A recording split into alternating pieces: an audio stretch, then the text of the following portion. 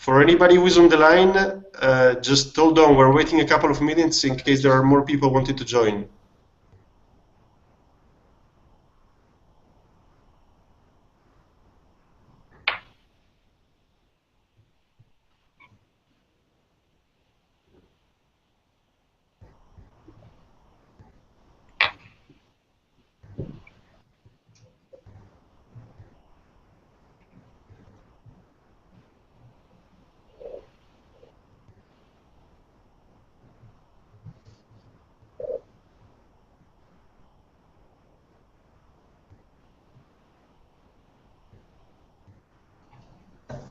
For anyone who's on the call so far, hopefully you can see that on the right-hand side there's a place for you to type in questions. So when we get to that portion of the call, feel free to, or while you're hearing things come up through the speakers, feel free to start typing in your query those later in the call.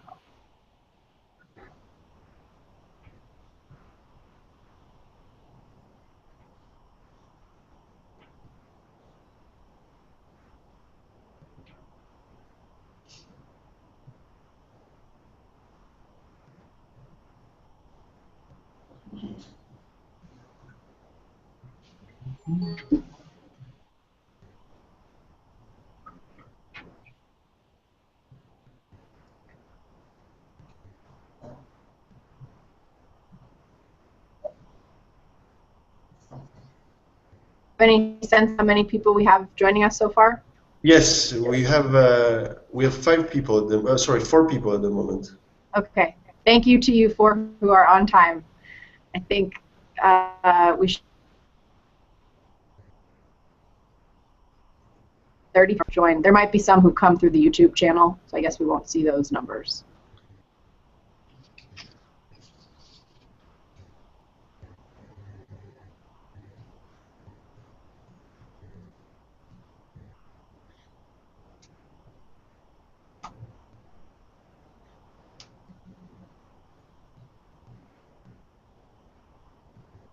Oh, good. We have our first comment. Okay. Thank you. Thank you, Josh. We hear you. That window works. It's an interesting setting to be live but not being able to get the feedback. Well, or getting feedback only by message. So.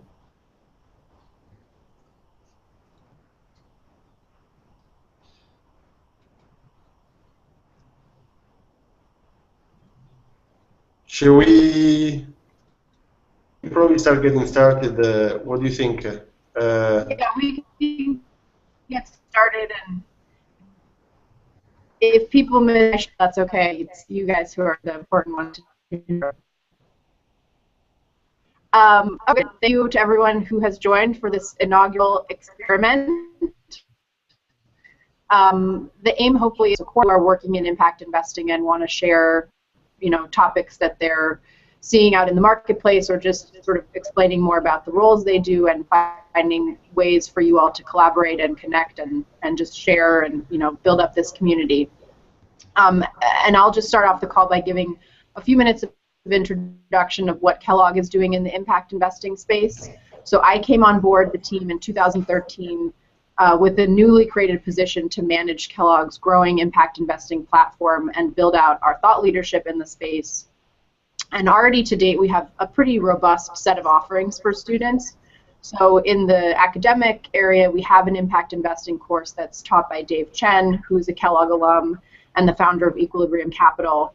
And that's a project-based course where students are actually working on teams to put together their own impact investing instruments that can direct capital at scale to solving social and environmental problems.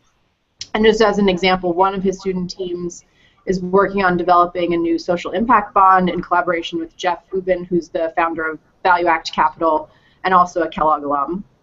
And then we also have a microfinance course that's taught by Paul Christensen, who's formerly at Shorebank. And in addition to those courses, we have actually a faculty task force that's underway, which is looking at social impact and the role that Kellogg wants to play themselves with this space that is of both growing importance and relevance to students and to the community at large. So I expect they will be making some recommendations later this winter, and there should be some impact investing associated.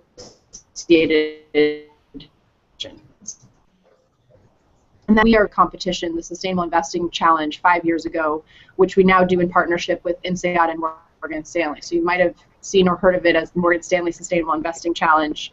It's open to grad students from around the world, and it really grew out of the challenge that Dave Chen was putting to students in his course, which was to come up with these innovative financial instruments, use finance as a tool for positive social and environmental change. We've seen the competition grow quite a bit over the past few years. We've hosted it in different locations around the US. And this year, we're very excited that we will be hosting it in London on April 17th. So if any of you happen to be in the area, you're welcome to attend. And we also always are looking for mentors and first-round judges. So if any of you are interested in lending your time and expertise to that, please feel free to get in touch with me. And then we also have a program called MINT, which is the MBA Impact Investing Network and Training.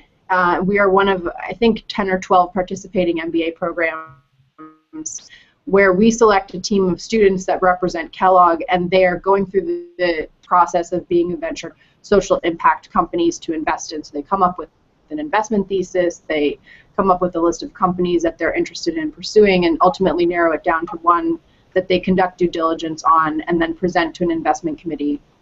And there's an angel investor who's tied to that committee who then puts a $50,000 investment into the winning team's company. And the Kellogg team won that competition last year. They presented Jail Education Solutions, which is actually also a Northwestern affiliated company. And the other thing I forgot to mention too was the Kellogg team won the Sustainable Investing Challenge last year, although the judging was done on a completely unbiased basis. So we have students who are coming to Kellogg who are really interested in this space and who are very talented and have pursued their interests so far with great success. Then from the career perspective, we have a couple of people in our career management center team who specialize in the social impact sector, and they've helped to source a couple of internships and full-time roles for both current and more experienced graduates. I think in general, you know, as I'm sure you all know, it's still a competitive field. It's still small, and it's still somewhat difficult to find roles, but we are seeing more and more opportunities coming to students. And I know we have at least a handful who are on this call today who are really interested to just hear about the different ways that you can be an impact investor and the different that can be encompassed in impact investing. We've done a number of local events. So we did an impact investing panel in Chicago that was for alumni of a number of different MBA programs in Chicago last fall, and actually we had Aner on that panel as well. Last spring, we co-authored a paper and co-hosted with IFC on green bonds and the evolution of green credit markets. Then a winter conference in downtown Chicago with a booth. We had a lot of Kellogg alums who were both speakers and participants there. And then most recently, we did an impact investing book event co-hosted with MacArthur and Booth. And this was just a couple Mondays ago, a day after we had the 5th highest snowfall on record in Chicago, and we still had about 200 people show up. So there's a lot of interest and enthusiasm in the local community, and one of the reasons that we're doing this call is we want to provide a way for Kellogg to help people connect and engage no matter where they are. So hopefully this is sort of the start of helping people connect, not just in the Chicago community, but more broadly. And the other thing you may have picked up from all of those things I just mentioned was that I said co-host and co-author a lot. We really like working with partners. So if you have any ideas of projects and research that you are working on currently or would be interested in working on, please feel free to reach out and we can help connect you with students, as is relevant. So with that, I will turn it over now to our panelists. I think they're each going to just talk for 5 or 10 minutes about what their roles are, what their organizations are, and what they're seeing in the impact investing landscape these days. from the RSVP list, it looks like most of you are either working in or familiar with the landscape, so we will kind of skip some of the basics, but if you have any questions related to what they're saying, please feel free to enter them, and we will get to them in the second half of the call. And so just as a reminder, the three panelists that we have joining us today, Aner Ben-Ami, who's the Director of Investments at Pi Investments, Paul Cheng, who's the Chair of Trustees for Shared Impact, and we're going to kick things off with Luca Torre, the co-founder and co-CEO of GAWA Capital. So Luca, over to you. Thank you very much, Elizabeth. So as Elizabeth just said, I'm the co-founder of the first impact investing fund management company based in Spain. We started back in 2009, and my co-founder is in fact also a Kellogg alumni from Agustin Vitorica, a Kellogg alumni from 1999. Our vision since the beginning is really to build a fund management platform which had the shape of a wheel, where the hub is the poor person and the spokes are all the different needs that poor people have. Could be financial inclusion, so access to financial services, healthcare, education, sanitation, etc., etc., etc. And the long-term vision is to build different funds that fit each of these needs, and hopefully finding synergies between these different needs. We are very much early on in our long-term, realizing our long-term view. We launched our first fund in September 2010, and we reached 20.4 million euros. That fund has been now completely invested. We made 9 investments, 7 of which are in debt, and 2 of them are in equity. Our typical investment is from 1.5 to 3.5 million euros. And the first fund has been performing extremely well. We have invested with this first fund exclusively in financial inclusion. So the first spoke that we decided to develop is really the one of providing poor people with access to good quality financial products. Recently, back in September, we did launch a second fund with a very similar strategy. We're still raising funds for this second fund. We're still raising capital, but we started making some investments already. What else? I think that Spain has been a very interesting market for us. All our investors are coming from Spain. It's a large private bank called Banco Popular really helped us substantially in raising capital in this market. And we're very lucky because the first fund is performing extremely well. So that's helping us with the second one. We're trying to pursue both financial returns, returns around between 8 to 12%. Remember that our fund is 60% is debt and 40% is equity, so the debt has lower yields and the equity has higher yields. So combining the two, the expected return is between 8 to 12%. But the social return is also very important for us. It's something that we put a lot of effort in trying to selecting the right companies that really change the lives of people. And to do so, we have a mechanism which is quite innovative. We developed, based on the international standard, and for those of you who are familiar with microfinance, we use the social performance task force methodology, but we tailor-made to our own needs a way to measure social impact, and then we are using this methodology to create what we call the impact score, and this impact score will impact our performance fee, our carried interest, so that in fact our own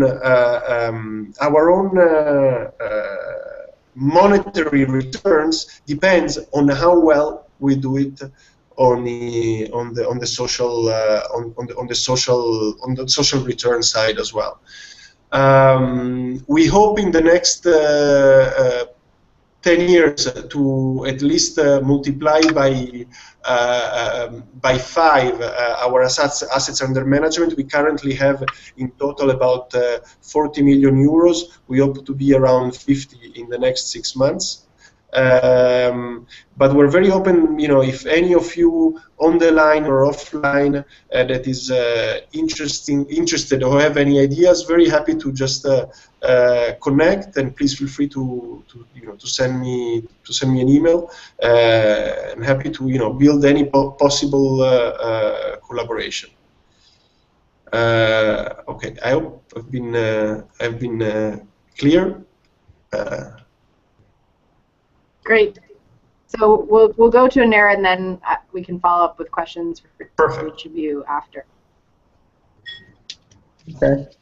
Well, thanks Elizabeth for hosting, and actually some of the initiatives you just mentioned I wasn't aware of. So happy to hear there's so much going on at Kellogg at the moment.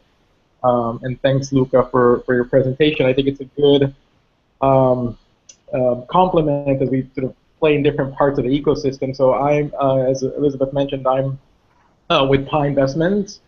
We are a single-family office that's committed to investing 100% of our family's wealth in alignment with their values, or in support of positive social and environmental impact. So as I mentioned, so 100% of the assets means we work across asset classes. It means we invest in fund managers, across asset classes, in public markets, private markets. It's a pretty broad mandate, a focus both on empowering underserved communities and as well as environmental sustainability. And broadly, the methodology, the MO for us as the asset owners is we have an asset allocation for the family that needs to sort of meet their financial goals in terms of risk appetite and returns. And then within that asset allocation, be it some allocation to real assets, some allocation to private equity and private debt, some to fixed income, within each of those asset classes, we look for strategies that have a strong commitment to impact. It's almost as if we sort of use the asset allocation and financial targets as a constraint. So we need to hit this return. Within that return, how can we sort of maximize impact? It's kind of almost the way we think about it. And then alongside that portfolio allocation, we also have a direct investing program where we invest directly in early stage social enterprises where the fit with our mission and values is particularly strong. So that's kind of where we really try to support the more pioneering models and the ones that really, really resonate with the families. And so if you think about where we sit in the ecosystem, again, really as the asset owners, so this is the family is, it's a next generation branch of the Pritzker family. It's got a 30-something that inherited their piece of the family wealth, and have decided to kind of that for them it was really important to have their values reflected in their assets, kind of going beyond what they were doing as philanthropists, but really thinking about their entire asset base. That story is not, well, still pretty uncommon, but it's less uncommon. It's becoming less uncommon, and oftentimes you do see this intergenerational shift where it's the new generation that is asking these questions. And it's really that demand that is helping create products and helping support innovation and products like the one that Luca just described. Because folks like our family are going to their wealth managers in JP Morgan and UBS and then an ecosystem of new managers, and are saying, we want to see more of this. Right? We want to see more strategies that are in conservation or in poverty alleviation and whatever their priorities are. So it really is kind of creating that pool and setting a certain bar, a certain demand from the wealth managers, from the fund managers. One thing to mention is, I think initially what I was seeing is many asset owners, and a lot of this conversation was we're really preoccupied with, can we prove that we can maximize returns, or can we prove that we can generate market rate returns, competitive returns with non-impact funds, in order to then kind of prove the point to the next generation of investors to kind of follow us into this space. I think that's still true, and that still is a priority for a lot of folks. But as we are seeing this becoming more and more mainstream, and if you follow the news, you see how you're seeing the large banks like Goldman and like JP Morgan responding to this demand with new impact funds and products. And there was just there's an announcement last week from BlackRock about how they were going to respond with a suite of impact products to meet this investor demand. In our minds, I think as this is starting to go more and more mainstream, we see our role oftentimes as kind of making sure that the impact doesn't get lost along the way, and that there is an equally strong, as we sort of try to generate strong returns and prove the investment thesis, that there's also an equally strong commitment to impact. It's something we look for when we work with any fund manager or any entrepreneur, is to really gauge whether their rigor and seriousness and commitment to impact is equal to their rigor on the financial side. And actually the structure Luca just described is really cool and really quite uncommon, where they've gone as far as really tying their compensation to impact and really saying, yeah, we're really serious about this impact thing. That's not that common, quite honestly, in the space. So it's something for us as it's great news that there's momentum. There's great news that Goldman and BlackRock are coming in, but I think it's up to kind of us as asset owners to also hold them accountable for impact, and that doesn't get lost along the way. And one particular thing that we at Pi have become sort of pretty active around and kind of becoming known for a little bit in the ecosystem is the notion that the impact needs to also get defined by non-investors.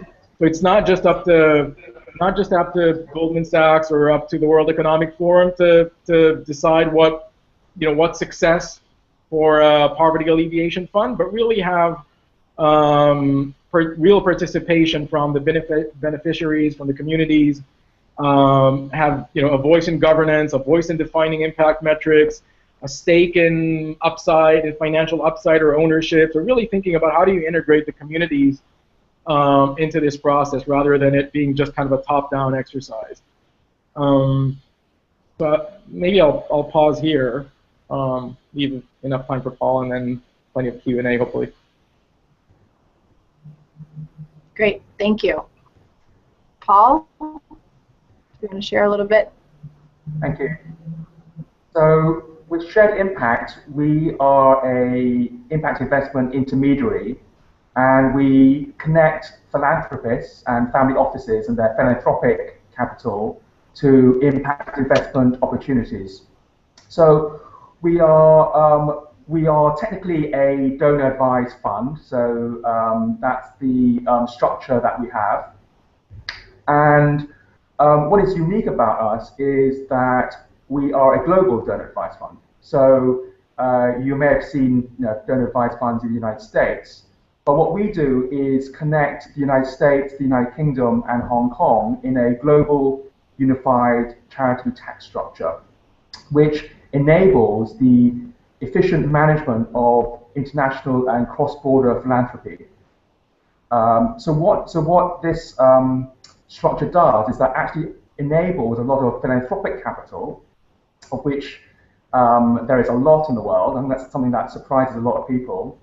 So they're estimated to be about $50 billion, for example, in donor-advised funds in the United States alone. What we enable is those flows of money to flow cross-border, but also to be connected to impact investment opportunities. And this structure has taken us a long time to create, because it was a legal structure that had to be expressly approved by the tax authorities in each country. So you can imagine the kind of negotiations we had with the IRS and the tax authorities in the UK and Hong Kong to create a unified structure. Now, just to give you an example of that, it's actually quite interesting from a legal point of view, because we have, for example, an entity in the United Kingdom that is a company that is recognized as charitable by the British tax authorities in the UK, but simultaneously that same entity is recognized by the IRS as also being an American charity. So, so we are pioneering some interesting legal structures. What we're trying to do, our aim is to get more people into impact investing and to start using more of their philanthropic capital in this space. And what we have found is that we also solve a lot of problems for the wealth managers and the private banks. So one of the main problems that the wealth managers and the private banks are currently facing is that their clients are now asking their bankers to get them involved in impact investing. What impact investment products are there? How can they get involved? And this is very awkward for the private banks because, first of all, they don't really understand the space. They don't understand the charity sector. They don't understand civil society. They're bankers. This is not their area. And impact investing is a very emergent, nascent industry. So that's quite problematic for them. But the second problem is actually much more fundamental. Is that if they start if they start giving investment advice in this area, it's a heavily regulated, financially regulated area of activity. And so there are real compliance issues for the banks in order to enable their clients to get into this space. And the wonderful thing about Shared Impact is we resolve those issues for all those banks, because as a donor-advised fund, we are exempt from all financial regulation because we are managing philanthropic capital. So this is a wonderful thing that enables more people to get into the space. It resolves those regulatory issues. We work through other intermediaries to enable more funds to flow.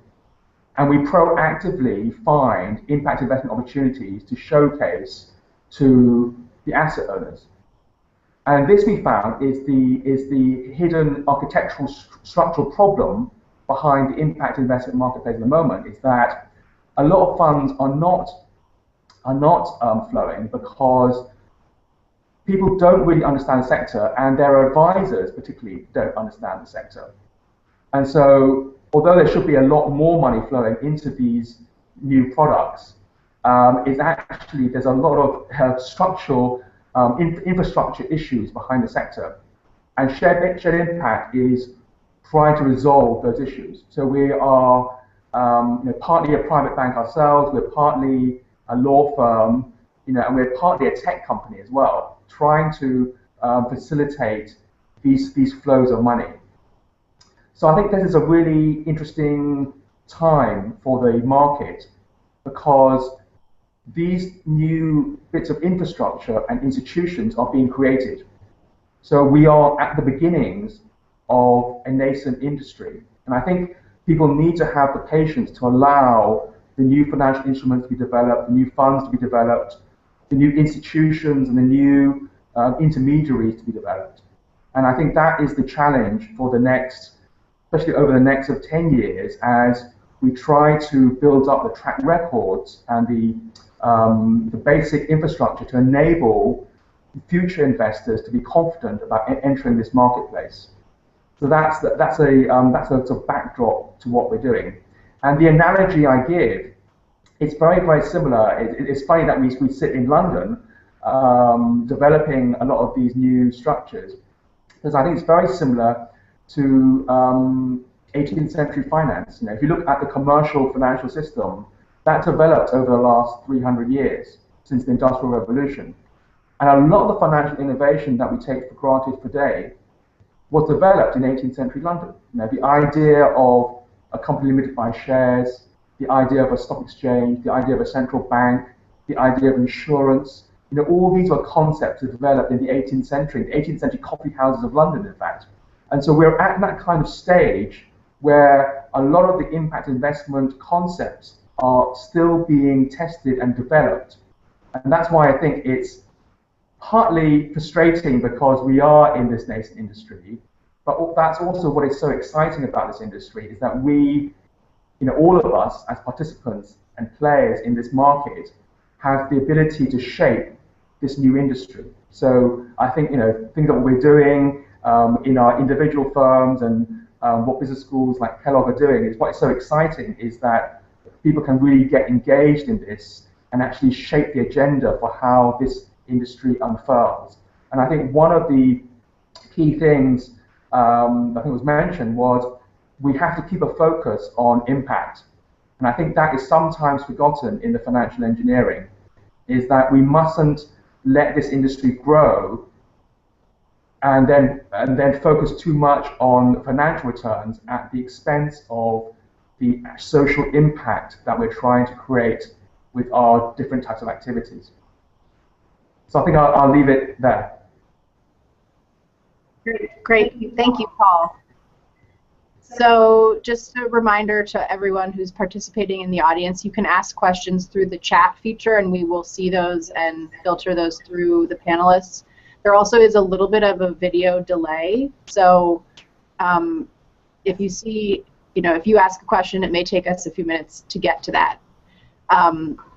But it looks like we have one brave audience member who has asked the first question, which I believe was directed to Luca. What about your fund has resonated the most with investors? And I'll also just tack on a second part to that, which is, can you talk a little bit about who your investors are?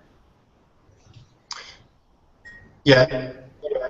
So there hasn't been one investor has been investing for either the social or the financial. I think I have some echo I can hear. I'm not sure if is it normal? I don't hear an echo. Oh, now I do. Can all of you put on mute? Actually, I can mute you. I can mute you from here probably. No. Can you put on mute, Aner, Paul, and you? Yep, it's fine. I can hear you. Okay. No, I still have echo. I don't know why. Do you guys mind putting on mute? Do you guys know how to put on mute? You put your cursor on the screen and then you go up and there is a little mute microphone. Excellent. Now it's fine. Yeah. Perfect. Okay, thank you. So basically, there is not one single investor who invested for one of the two, so financial and social. Most investors really like the blend of both. Clearly, there were some investors that were more focused on the financials and some others that were more focused on the social. More specifically, family offices, which makes the bulk of our investors, really wanted to see a strong financial story. Like, they really wanted to be sure that the financial returns were there. And the good thing about microfinance is that there is although we were first-time fund manager back in 2010, there is a pretty much of a track record in the sector. So the financial returns could be demonstrated. There are other kinds of investors, though. For example, religious institutions. Some of them invested in our fund, which were very focused on the social on the social impact as well. So I would say that it really depended. one of the messages that resonated the most, I would say, more broadly, is the diversification power that that the microfinance sector had. So lots of investors really like the fact that this is a sector that doesn't really depends on business cycle, on business cycles. Why is that? Because at the end of the day, we give money to a microfinance institution that then finance very small micro entrepreneurs, and their business of these micro entrepreneurs doesn't really depend on whether Greece accepts the bailouts or not. So this is something that investors really more broadly liked.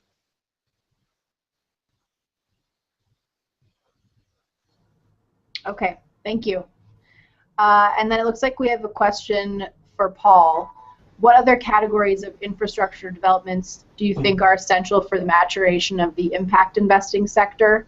And do you have any ideas that you're hoping someone else will build? That question is from April Mendez, who is a current student. Okay. So I think I'll answer that by first of all saying, well, what are we trying to reach here? What's the goal?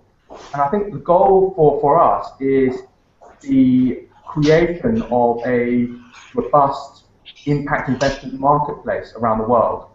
And what that means is that a robust marketplace has 4 key elements, as I see it.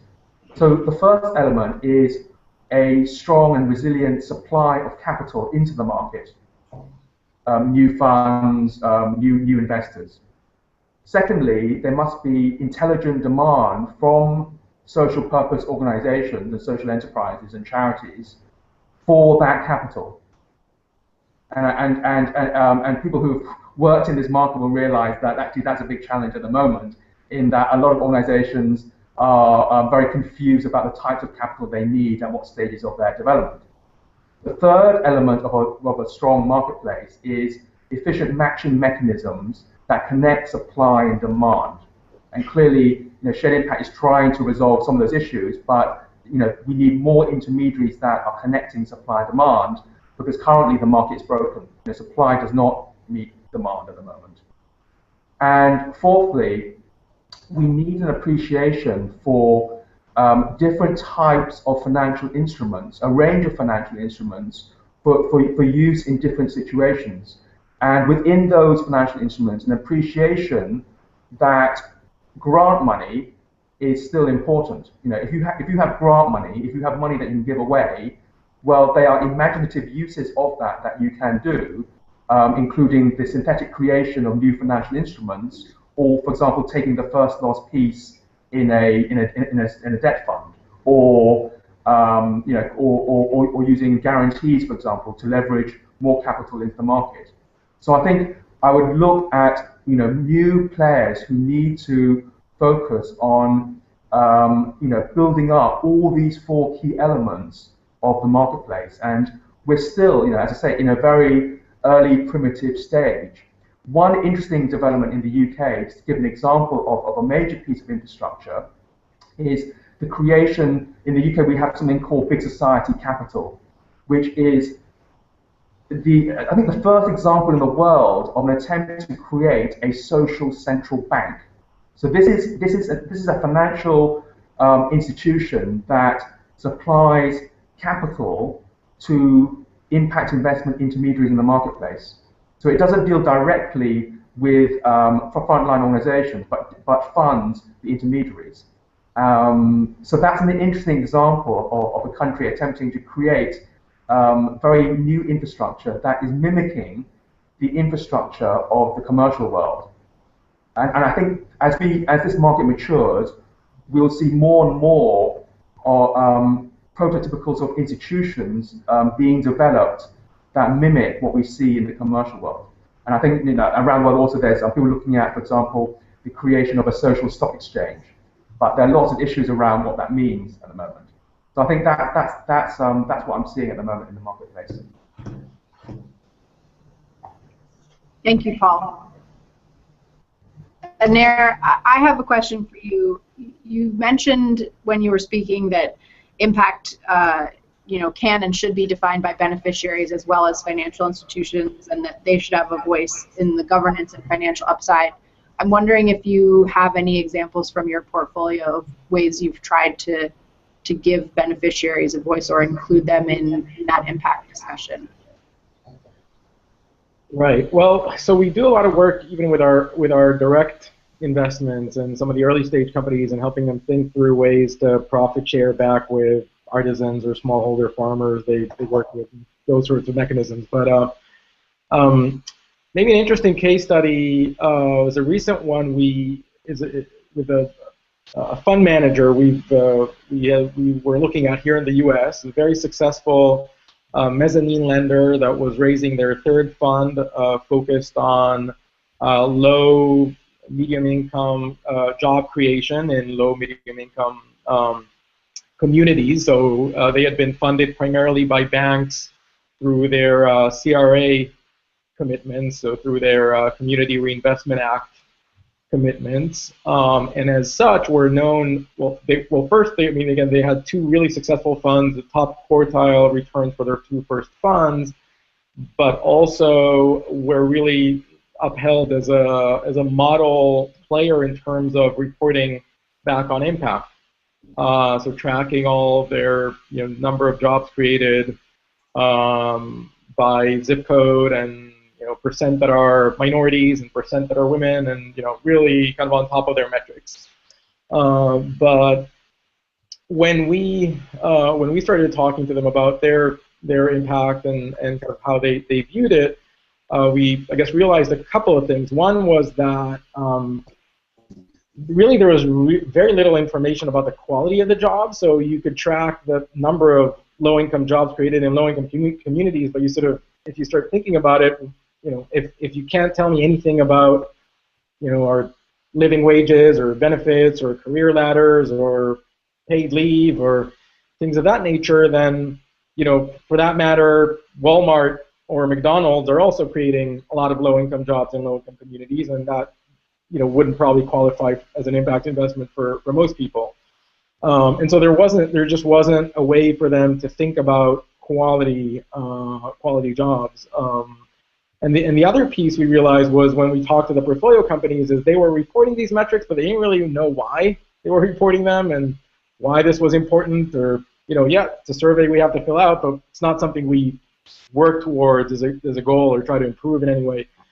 And so we engaged the fund manager, and they were actually really receptive and wanted to come up with better frameworks. And then part of what we did, and actually in the process realized that many of the other fund managers that are working in the U.S. looking at job creation were also grappling with similar questions around, how do we define what's a quality job and what's a living wage? And some were more sophisticated than others, but it was definitely an open and tricky question for them to try and answer. And so we part of the process was we did some work, but we also felt like we should be a bridge here to a community of social justice activists that have been doing advocacy and work around quality jobs and kind of get to and got some really interesting input in the process around really it wasn't just about for us to sit down and decide how many paid leave days are appropriate or how many sick leave days are appropriate or what's a living wage. Some of the input we got from these organizations in the field were around so for example how employees in some cases valued predictability or paid leave much more than they valued a pay raise, right? In some instances, and in some sectors, and in some geographies. So that sort of input, if it was just us and the fund manager sitting down, we may or may not have thought about and may or may not have prioritized the right metrics or the right priorities for them to focus on.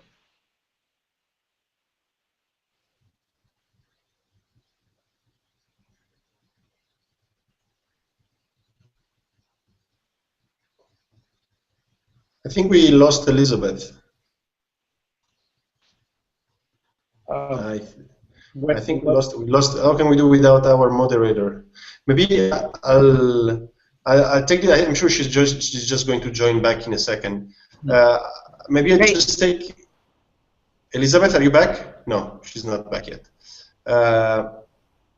Maybe I'll just take the opportunity to answer a question that was asked. Elizabeth is back. Elizabeth, I think we lost you for a second. Anyway, I take the opportunity to answer Patrick. Am I back now? Patrick question. Yes, Elizabeth, you're back. We can see you.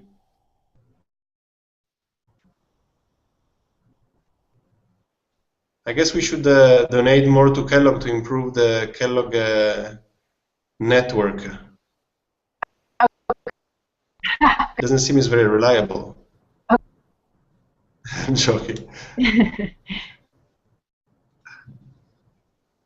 Okay. Just so that, Patrick, to answer your question, we do have a 20% carried interest. The financial hurdle rate in our case, it's 5%. And again, consider that this is not a pure private equity fund.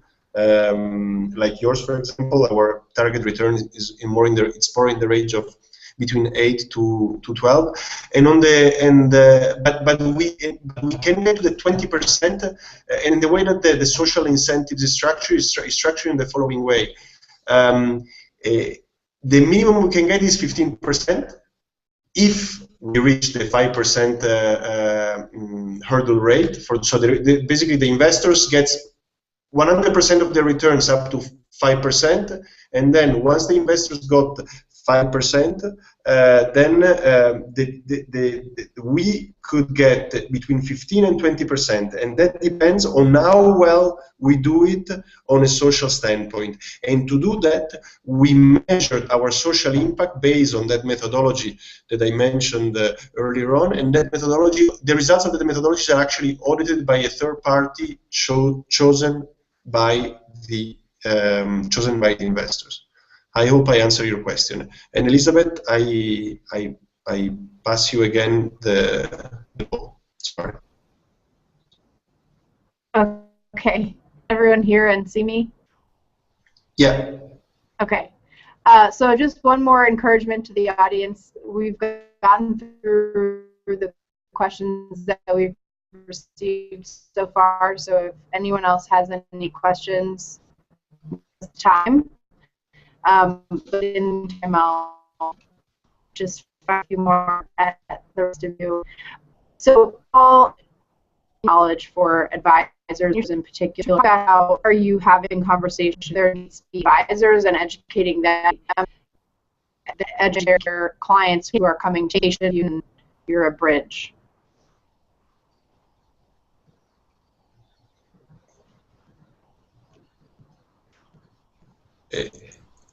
I didn't understand. I'm not sure for what the question was, Elizabeth. Sorry, you were cutting off. You were cut off. Okay. Maybe I can just. Sure. The question was for Paul, and it's just: do you find that more of your conversations are with advisors, or is it their customers who are coming to you in search of options and products, and then, you know, who needs the most education? Is it individuals or advisors? Well, okay, so we so people approach us in both ways. So we have you know, individuals and family offices through word of mouth hear about us, and obviously we you know, talk to them and provide them with a solution that they're looking for. But the way for shared impact to scale up is through you know, partnerships with the wealth managers and the private banks. So we are basically developing partnerships with large global banks now, who realize that we have a structure for them to develop new philanthropic services to their high net worth clients. So what is very interesting about shared impact is, as a impact investment intermediary or social investment intermediary, people have been in this space, have been trying to talk to the private banks for a very long time to get them more engaged in this space. And the truth is, nothing much has really happened. And the reason why is to put it bluntly, is because a lot of intermediaries in this space have approached the conversation with the private banks as a non-profit charity ask, as a kind of CSR approach. And that basically doesn't work because the banks just see the whole thing as a cost center. So they just see it as losing money. And bankers want to make money. They want to increase asset under management and they want their fees. So what we've done at Shared Impact is we've completely changed that conversation, is that we're not asking them for charity. We're not asking them for, out of the goodness of their hearts to get involved in social impact and impact investing, because we know that that conversation goes nowhere. So what we've done is we've enabled the banks now to have a new way to make money, effectively, is by using the Shared Impact global structure to develop new philanthropic services for their clients. And we've got a structure that is actually very difficult for them to create. So you would have thought that a large global bank will be able to create what we at Shared Impact have done. After all, we're a small firm. So how come we've got something that they don't have? Well, first of all, it's very complicated. So the legal structure we've got is actually very, very complicated to do. But also, large organizations don't have the political will to create the philanthropic structures that we've created. So it's so we find ourselves in a very good position in that we have a way to now to partner with the private banks and the wealth managers who traditionally and are currently the gatekeepers to a lot of wealth and a lot of assets. And that's why we have set ourselves up with our structure, because it is basically potentially targets a massive amount of money.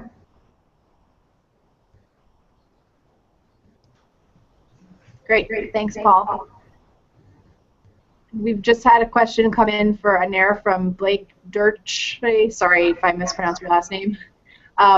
Is there a dashboard you share with the family each month or quarter? If so, can you describe the key metrics and which ones they're most interested in? Hey, Blake. Sorry you can't see the people asking the question. Yeah, so a couple of things to say to that. So first, just to note, there is no way you could really aggregate metrics from all your investments across funds and direct deals on even probably not even on a quarterly basis, maybe on definitely not on a monthly basis. Really, kind of really hard to get all these different different managers with different strategies reporting different things at different pace, right? So there's definitely not as kind of streamlined and automated as you'd want that to be. That's maybe one point to make. The other point, I think, just to really piggyback, reaffirm some of what Paul has been saying about this being an evolving ecosystem. So yes, there are metrics. Every fund manager has their metrics that they track. A lot of this is about intentionality, right? And impact investing, many of us just the number one way we define it is having intentional impact, right? And tracking it. So any fund manager we work with, we expect them to have a view on, a perspective on which metrics matter to their strategy, and then for them to track and report on those. So if nothing else, that's a conversation starter and a way to kind of gauge how serious they are about their strategy. Having said that, and so one fund manager might track number of jobs created, or number of people reached through a microfinance strategy, or obviously number of megawatt hours produced in a clean energy strategy, or whatever, right? And some of these obviously have been standardized through gears and and other initiatives. I will point out though that we very much believe that this is a work in progress, and that we need to kind of, to the point I was making about the asset owners having to kind of help push the sector forward and try to set up a higher bar as we can. Instead, part of our job is kind of being a little dissatisfied and saying, well, yes, tracking number of jobs created is a start, but if what's better, creating 5,000 jobs and you don't really know anything about the quality, or creating 500 jobs and they're amazing jobs that are lifting people out of poverty and creating ownership opportunities. Now that metric doesn't exist today, right? But those sort of qualitative metrics don't exist today.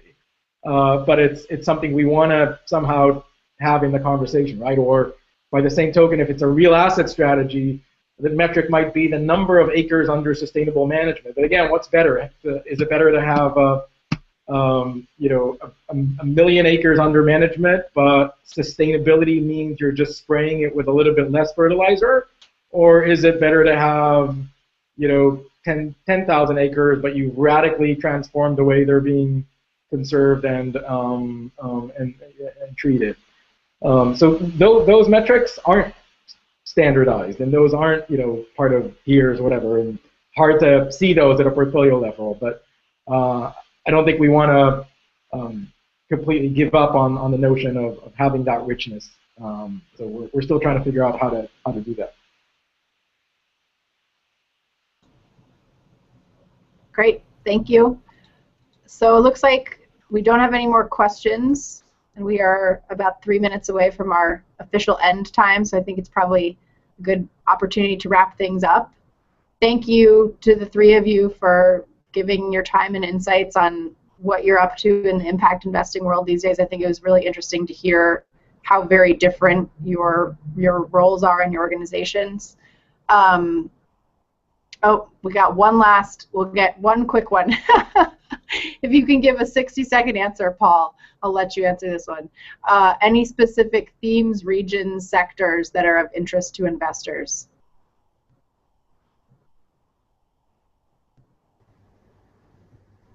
So no, I mean, there's a huge, broad range of activities that we see. In terms of the most developed sort of asset class within the sector, it's still microfinance. So if you're looking to deploy relatively large sums of capital that are relatively liquid, the microfinance funds are the most mature asset class within the sector. But aside from that, it is a very fragmented market, and I think that's what's exciting about it, is that there is so much social entrepreneurial activity going on around the world, and it's just sort of seeing. I think what excites people is seeing new business models and new organizations in different countries, localized to different contexts, being successful.